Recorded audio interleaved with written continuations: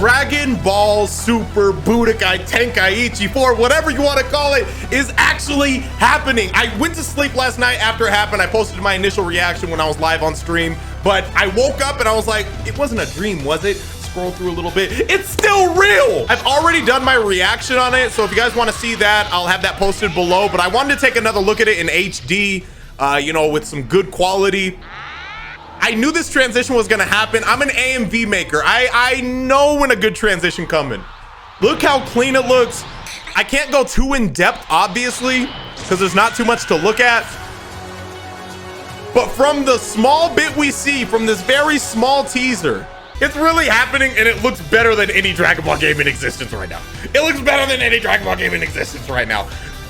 I have so much to talk about when it comes to this game. Look at the world. How big is this map gonna be? Why this grass more realistic than I am right now? Who would have thought that 16 years after Tenkaichi 3, I think around 16 years, we would be getting a follow-up game like 2 console generations later, 3 console generations later. So first, the biggest thing is got to be the release date. Now, obviously it's completely speculative at this point in time because they haven't announced anything, but I wouldn't be shocked if we unfortunately have to wait until 2024. I mean, if we're lucky, maybe holiday season this year. If I had to put my money on it, it'd probably be 2024, just because of, you know, the state of the game. If they're only going to show this tiny little bit of a trailer. But the internet's on fire right now, man. If there was ever a time that they just wanted to capture the hype, like if they even just said pre-order available right now, do you know how, like, this shit was trending on Twitter, it was trending on YouTube, it was trending everywhere. I know I want to get my grubby little mitts all over this game. If you guys didn't actually play Tenkaichi 3 because, again, it came out 16 years ago, then you may or may not know how, like,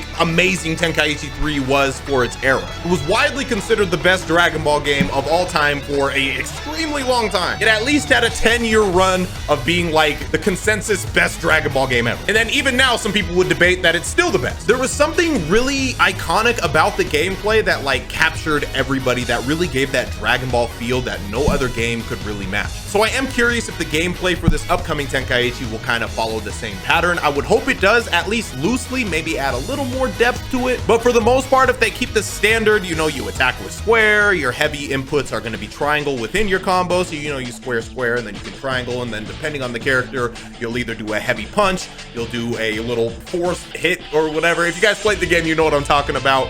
You can press down triangle to do a little trip, you do up triangle, and then people would have to actually like block high low. And I don't think there's been an arena fighter, at least that I can think of at the top of my head, that actually includes having to block high, low, mid, and stuff like that, where Tenkaichi actually had to do that. Like if somebody was about to hit you like this, then you would have to actually like not just block, but you'd have to also be pressing up and block high, which is actually insane to think about. Like I'm only just now processing this. Like in 2007, they came out with an arena fighter that had more complex defensive options than like a game like Xenoverse even.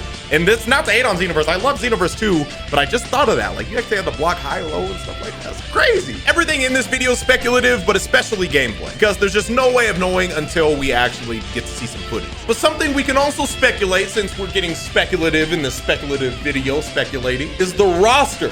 What type of roster are we going to be dealing with in this game? Because in its era and for, again, a very long time, Tenkaichi held like the record for the most playable characters within a roster in any Dragon Ball game ever. I think it might have recently been surpassed by Xenoverse because of all the different variations and all the DLCs and stuff like that. But still, to hold that title for like over a decade is insane. Now, one of my potential concerns is because this is a completely different era. When Tenkaichi 3 came out in the year 2007-ish or whatever, it was back in a time when there wasn't DLC. When a game released, it just had whatever characters were gonna be on the roster and you would get the game. So one thing that I would be slightly concerned about is that this game would be, and when I say concerned, I say it loosely because at the end of the day, it is a business. Game companies are just, you know, they have to keep up with all of their competition, and the way that they do that is by having DLC and stuff like that. So don't be surprised, and I know some people, it'll probably become like a topic of discussion, like if a character that was available on Tenkaichi 3 is suddenly a DLC character in this Tenkaichi 4 or this next gen Tenkaichi. I can't say that for sure, but I wouldn't be surprised.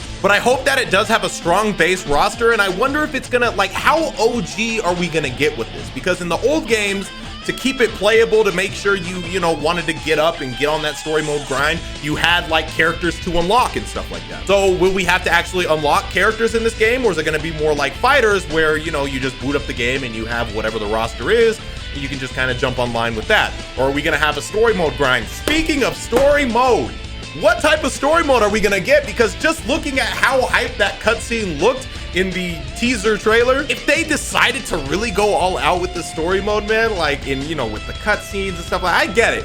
People are gonna be like, we played the Dragon Ball story a million times. Motherfucker, let me play it 1,000,001 times, because that shit is hype. And if they just do it right, it's great. It's only tiring when it's just like stale and it's just like, now you fight Raditz, now you fight this, now you do this, and you just, you know, maybe just kind of chronologically just like trucking through the story. But if they make it entertaining and like actually capture the essence of the story mode with like unique little touches, kind of like in the OG days, like Budokai, you know, you had to do the thing to, you know, move Raditz into the middle and get him hit by special, you know, little quick time events and stuff like that.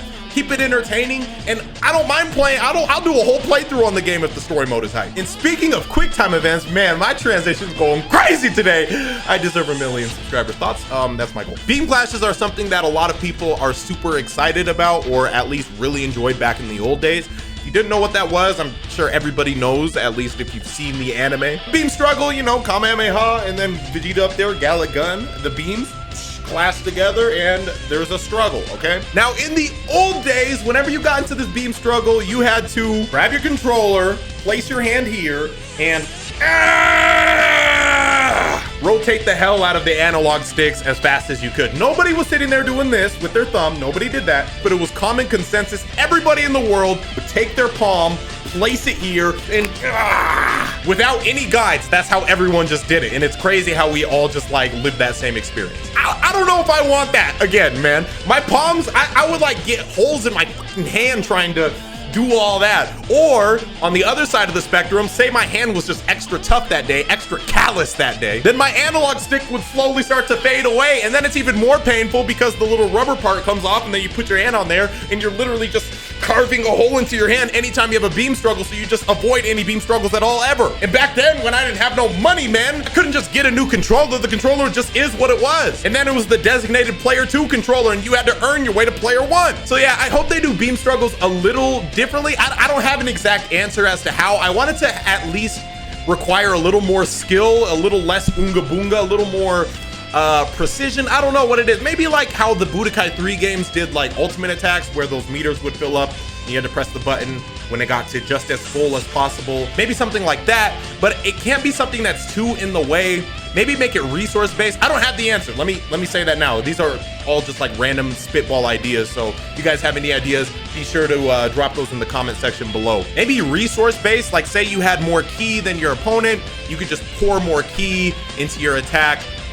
Or maybe if there's like a fatigue meter, kind of like how there is on Infinite World. I'm not saying there should or shouldn't be. Maybe if your fatigue is a little higher, then the beam struggle is a little harder for you. So those hypothetical meters that are going by are harder to, you know, time. Or maybe if you have more ki, again, you can just dump more in, or you could dump some life into it if you're TN using Tri-P. I don't know.